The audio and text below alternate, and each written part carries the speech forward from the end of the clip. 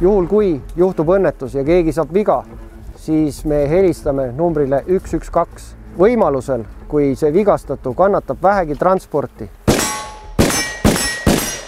siis me liigume minu autoga sinna maanteeni.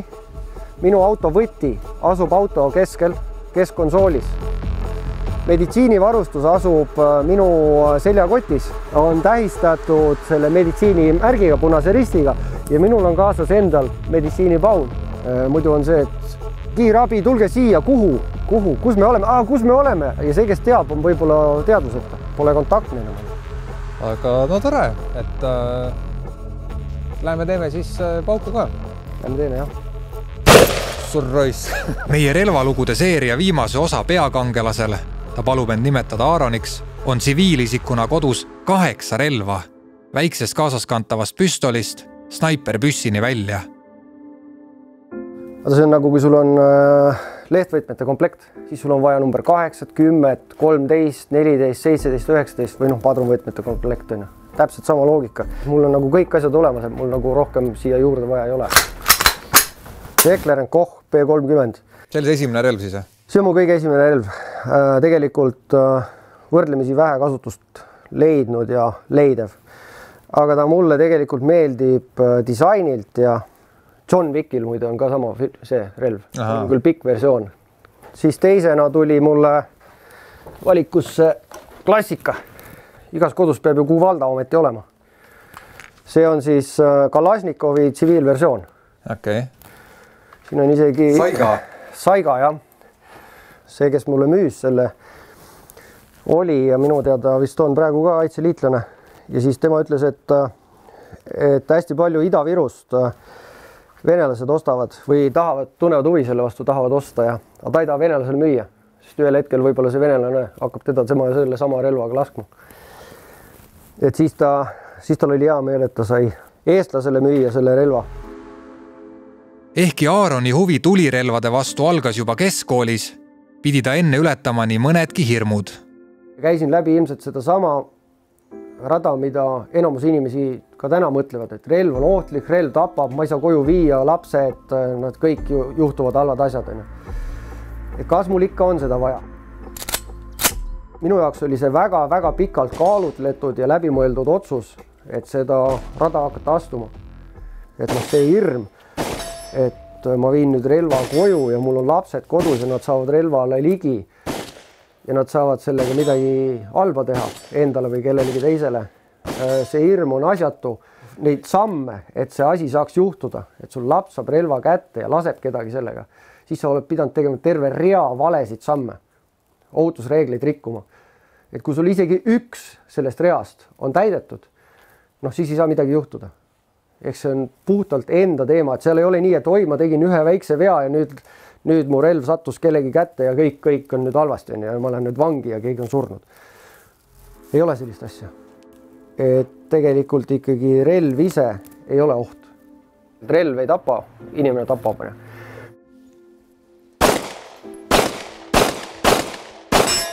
Püstoli maailmas on siis suur veelahe, on Glocki-mehed ja kõik ülejäänud. Alguses ma ei tahtnud Glocki sellepärast, et see oligi nagu usulahk, et liiga palju kasutavad Glocki. Liiga mainstream. Liiga mainstream, jah. Kõige väiksem võimalik Glock. Miks sa selle ostsid? No oligi, et aga äkki kõige väiksem, kõige parem kaasaskanda. Et ühel hetkel võib-olla elu muutub selliseks, et on vaja relva kaasas kanda. Miks sul see mask ja prillid ees on? Relvad on sellised asjad, mis võivad siis tuua mõne sellise isiku tähelepanu, keda võib-olla ei tahaks. Ja kuna mul neid paar tükki on, mõned on jah, et siis nagu jätame siis turvalisuse pärast, et selle minu isiku teadmata. Kannad sa mõnda kaasas ka, kui sa, ma ei tea, lihtsalt tänaval ringi jalutad? Praktiliselt ei kanna. kannan siis, kui ma lähen kuskile mingite muude relvadega, no näiteks täna tulen siia, autos on see varustus, siis ma hoian ühte püstolit enda lähedal, enda juures. Aga muus olukorras ma ütleks, et natuke liigne paranoia. Tänases Eesti situatsioonis Eesti on nii palju turvaline, et ma ei näe ühtegi mõistlikku põhjust tulirelva kaasas kanda, sest sellega on võimalus lihtsalt mingisse jamasse sattuda. Ainuüksi juba näitamine mingis konfliktisituatsioonis ja siis sul on tumedad mersupussid ümber ja siis juba joostakse maha siit. See lihtsalt on äge, et ega ma seda päriselt väga palju kasutanud ei ole. Et sellega, kui ma selle hankisin, siis esimene asi, mida ma siis proovisin koju jõudes, et kas saab teha nii nagu filmis laadimise liigutuse. Saab. Aga siin on kohe mitu seda lükkad sisse ja...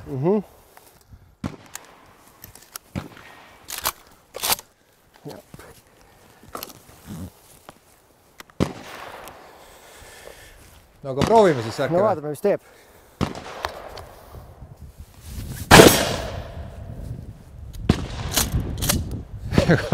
Igasugused teooriaid räägitakse, hirmsaid kodukaitseid on ja istuvad kodus ja kõik alati peab olema laetud relv kuskil padja all või.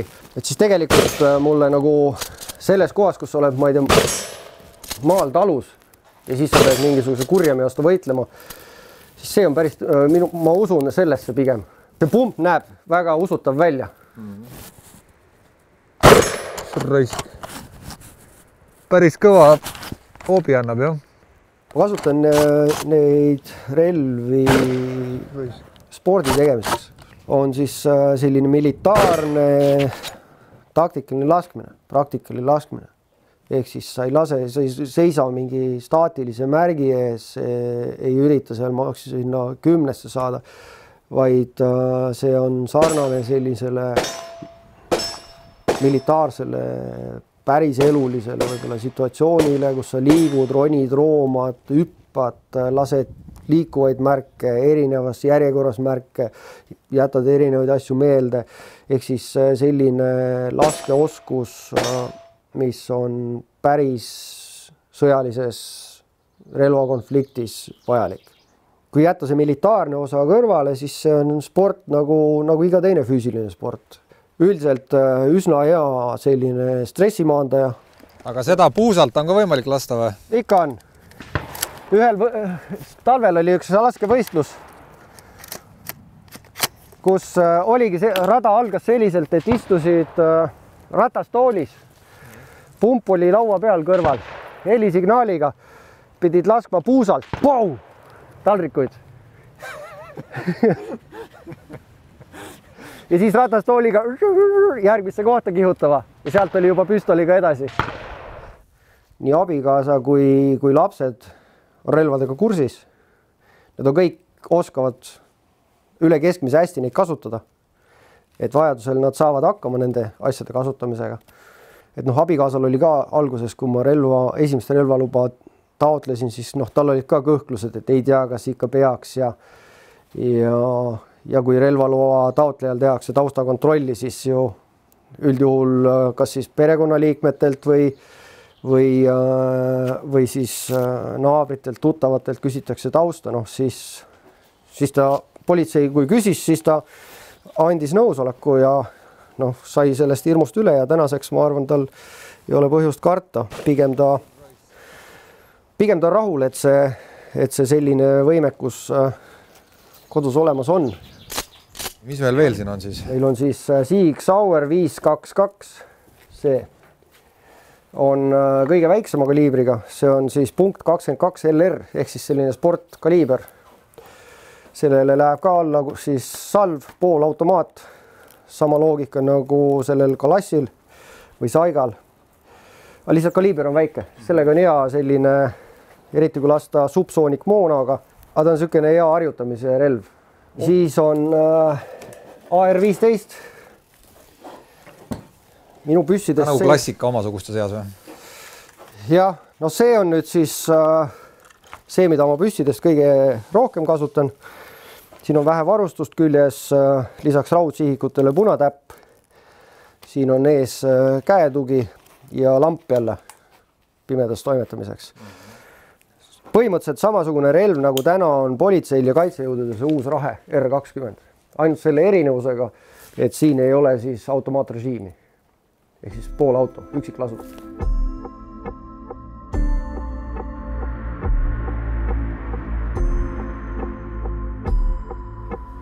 Ma arvan, et see Tarraste case muutis relvaomanike mained kehvemaks. Sest see kuidagi üldistub ju, et kõik te olete sellised. Et teiselt poolt, eks ta jälle siin, ta oli hästi suur ja märgiline sündmus ja jõustruktuuride poolt tõi kaasa suuri muudatusi. Et igal juhul on parem, kui selliseid asju ei juhtu, aga selles olukorras jälle nüüd ise tsivilistist relvaomanikuna seal mingisse lahingusse astuda on väga halb mõte. Et kui nüüd nii mõelda, et oleks nüüd olnud rohkem relvadega tsiviilisikuid seal piirkonnas, et kas see oleks parem olnud, siis ma ütlen, et pigem kindlasti hullem. See oleks veel lõinud mingis arusaamatuks sõjaks, lõpuks politsei poleks aru saanud, kes on kes. Et see oli ränk sündmus, aga hea, et see lõppes nii väheste ohvritega, nagu ta lõppes. Nii nagu relvaomanikega suheldes ikka, ei saa me ka Aaroniga üle ega ümber eelmise aasta 24. veebruarist, mil Venemaa alustas laiaulatuslikku sõjalist sissetungi Ukrainasse. Kuni sinna maani oli ikka pigem relvaomanik oli nagu vähe imelik, ohtlik, selline hull. Aga pärast seda, mul endalgi tuttavate sõprade hulgas hästi palju tuli küsimusi selle teema kohta. Kuule näita, kuule õpeta. Ma päris paljusid sõpru tuttavaid olen ka siis koolitanud ja õpetanud ja näidanud ja seletanud ja päris mitmed neist on jõudnud ka siis siserelva soetamiseni ja ka laskespordiga tegelemiseni. Ukraina sõja sellised õppetunnid või tähelepanekud, mida sealt on tehtud, on see, et meil on üldine poliitika ja seis on ju see, et Kaitsevägi ja Kaitseliit on need, kes selles olukorras siis annavad relvad nendele, kellel vaja on. Ja Ukrainas ju samamoodi, aga tegelikult need diversioonirühmad, sabotüürid, igasugused marodöörid, kes siis nendes piirkondades Ukrainas oma kuritegusid toime panid, kus kaitsejõudusid ei olnud, siis nende vastu tegelikult mingid allikad väidavad, et on olnud sellistest tsivilistidest, relvaomanikest väga palju kasu ja neil on olnud võimalik ennast kaitsta marodööride, röövlite, vägistajate eest. Loomulikult see on risk, aga kui tal on valida see, et ta ilma vastupanuta lihtsalt, ma ei tea, piinatakse, tapetakse, vägistatakse või siis osutada vastupanu ja võib-olla selle käigus langeda, siis ma arvan, et see on nagu parem valik, kui lihtsalt saada kaitsetult tapetud. Peaks see sõda näiteks siia tulema, mida me loodame, et kindlasti ei juhtu, eks ju, et mis su enda nagu roll või selline, ma ei tea, tegutsemisviis seal oleks?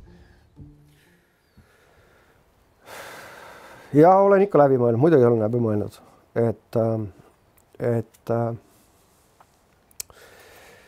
üks kõige esimene kindel osa on see, et minu pere läheb ära siit õigel ajal. Et see ei ole võimalik, et nad jäävad siia, sest mul ei ole võimalik ja mina jään siia.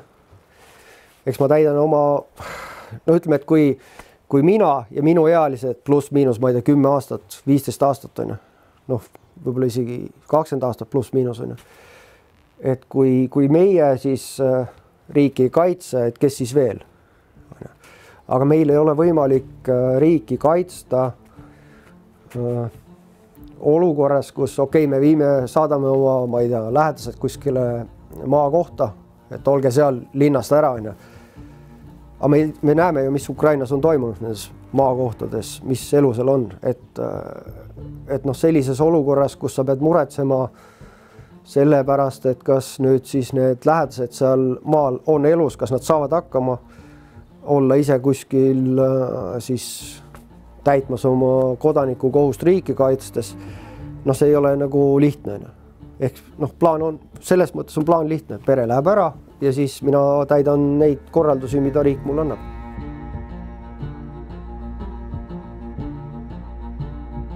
See on Tikka T3 taktikal koos Schmidt & Benderi optikaga ja summutiga. See on siis 762x51 või siis .308 kaliiber relv. Sellise efektiivse tööulatusega, ütleme 500 võib-olla 600 meetrit. Poltlukuga, erinevalt siis teistest, mis on siin olnud pool autot, siis seda laed ükshaaval salves on, või mul on 10 salved sellele, et 10 lasku saab teha ükshaaval ümberlaadimisega. Aga mida sa lased praegu üldse? Seal taga ripuvad selle põllapuu küljes. Need kõige tagumised, jah? Ja. Jumal, see on nii kauge. 300 meetrit. 300 meetrit? Jah. Okei. Ja, kuidas see sihik praegu paigas on? Oba! Nüüd läks. Pihtas? Jah. Tead sa kedagi enda tutvusringkonnast, õprade hulgast, kellel sama palju relvi oleks? Ma tean päris palju oma tutvusringkonnast, kellel on relvi, aga kellel nii palju oleks, tegelikult ei tea. Nüüd on ta päris tundlik. Vean kihla, et sa üllatud. Nüüd paned õnne peale. Pihta. Et meil ei peaks olema relvad lihtsamini kättesaadavad, kui nad täna on. See, mismoodi Eestis täna see relva lubamine ja regulatsioon toimib, on okei.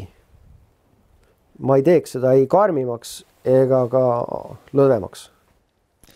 No ma siin jäin nüüd mõtlevad, ma olen ka värskelt relvaeksami läbinud, relvaluba peaks õige pea käes olema, et ma ei tea, kas see on ka teema, mida heas seltskonnas võiks siis justkui vältida või saunas käies see teema tõstatamata jätta või? Noh, kui sa oma selline tutvusringkond, usaldusväärset seltskond on, see on nagu okei. Ma arvan, et nad kõik teavad, et seda ei pea nagu hoidma supersaladusena. Aga nüüd üle maailma igale poole õisata ja reklaamida, et sa nüüd sul on relv ja esineda sellega kuidagi, et see nagu ei ole väga okei. Et noh, mingi fa kõvatamine minu hinnangul ei ole okei. Et kui sa kannad seda kaasas, sa kannad seda varjatult, see juba seadus ütleb sulle seda, sest kui sa sellega väga esined, noh, siis see võetakse sult ära. Ja lõppkokkuvõttes ka see, et kui sa nüüd ka relva kannad ja ütleme, et sa oled mingil põhjusel selline isik, kelle vastu võib olla mingit kõrgendatud huvi, kurjamitel näiteks, siis noh, kõik loodame, et ei ole kellelgi. Et siis tegelikult ka jälle, noh, see on jälle selline nii ja naa küsimus, et kas on parem, et ta teab, et sul on relv ja jätab selle võrra mingi ründe tegemata või siis ta rünnet tegemata ei jäta, ta teab, et sul on relv ja ta valmistub põhjalikumalt. Et pigem, kui on nagu päris asi, siis ilmselt rünnet tegemata ei jäeta. Ja siis on parem, kui sul on see ootamatuse efekt, ta ei oska arvata, et sa oled valmistunud ja oled relvastatud. Nüüd laed uuesti. Tõmbad üles ja lükkad ette. Nüüd lükkad päästiku ette, võtad sõrme ära. Erakordselt tundlik päästik. Täiesti hämmastav on tegelikult see. Kui 20-30 senti. Kui vähe on vaja